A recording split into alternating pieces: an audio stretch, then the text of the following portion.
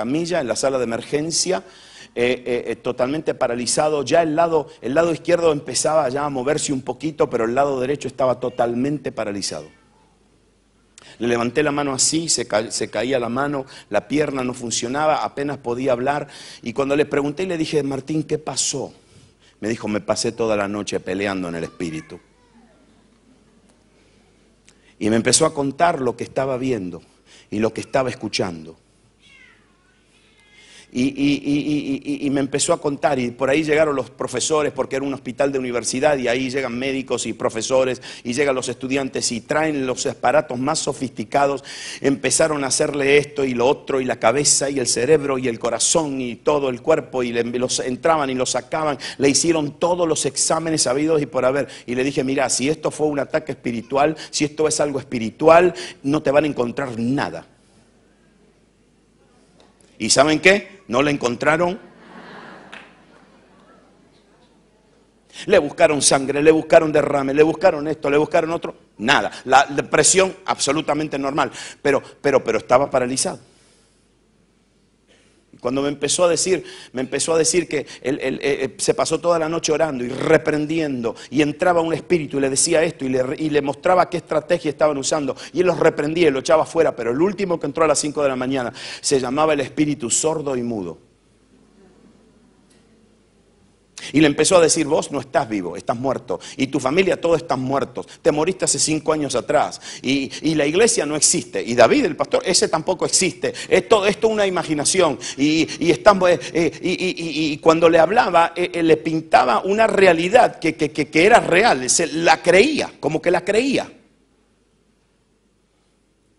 Y entonces él empezó a pelear, y empezó a pelear, y lo empezó a reprender, pero no podía hablar, lo reprendía en su mente, y de repente el espíritu sordo y mudo le dijo, si me seguís reprendiendo y me echás fuera, yo me meto en tu hija. Él resistió de las 5 hasta las 7 de la mañana, pero a las 7 de la mañana se cansó tanto que se rindió y se quedó paralizado. La esposa lo tocó así, pero ya no tenía reacción, lo llevaron al hospital y por ahí después de 1 hora y media empezó a mover su mano, y a las 4 de la tarde ya había recuperado toda su fuerza. Al día siguiente, después que le hicieron todos los exámenes, se fue a la casa caminando. Antes de salir lo llamé y le dije, Martín, ¿cómo estás? Me dijo, estoy mejor que antes, me dijo. ¿Sabes por qué? Sí, y porque ahora escribo con la mano derecha y la mano izquierda. Ahora trabajo con la derecha y con la izquierda. Se me despertó todo el lado izquierdo. La esposa, cuando escuchó eso, se puso contentísima, porque a los hombres no le funciona el hemisferio le funciona solamente el hemisferio izquierdo, el derecho no le funciona, y a él se le despertó el cuerpo del lado izquierdo, que está gobernado por el hemisferio de y entonces la esposa me dijo, ¿eso significa que me va a ayudar en la casa? Le dije, no, eso significa que se va a hacer un llorón, que va a sentir todo, que va a empezar, se le despertaron las emociones, y me di cuenta que esto fue un ataque que empezó a causar alabanza. ¿Saben por qué? Porque el Espíritu Santo nos habló y nos dijo, ¿ves? Ese es el espíritu que está en esta región. Se llama el sordo y el mudo. Empiecen a hacerle guerra. Y la semana pasada empezamos a hacer guerra en contra de ese espíritu, y ya estamos viendo inmediatamente, después de unos días, estamos viendo un cambio. ¿Y saben por qué vino? Escúcheme bien, es difícil entrar a una sala de emergencia y ver a un muchacho de 33 años paralizado en una camilla, con 2 hijitos, saludable, fuerte, con ministerio. Dios lo ha estado usando, y de repente lo ven uno y sabe lo que se le cruza a uno por la cabeza, y si se queda así, ¿y ahora qué hacemos? Pero ¿saben qué pasó? Lo que pasó era que Dios estaba mirando toda esa situación y se estaba... Y yo me di cuenta rápidamente y le dije, no, escúchame, si los doctores me dicen que no encuentran nada, esto es de Dios, aquí Dios se va a glorificar y vamos a alabar al Señor y vamos a aprender algo, vamos a recibir una revelación mayor. En el momento te viene la desesperación, en el momento te pones a analizar, ¿por qué? ¿Y qué habré hecho? Y que le dije, no hiciste nada. No es que Dios no va a hablar, Dios nos va a mostrar cosas, Dios se va a glorificar en esto. ¿Y saben cómo se glorificó? Que nos nos demostró toda una estrategia del enemigo en nuestra región entera y ahora sabemos por dónde golpear. Escúchame bien lo que te voy a decir. Hay enemigos que Dios permite en tu vida para llevarte a un nivel más grande y más alto de alabanza.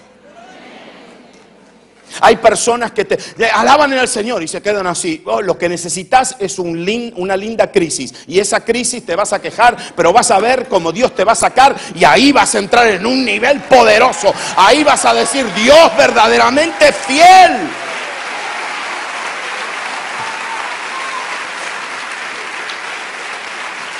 Termino.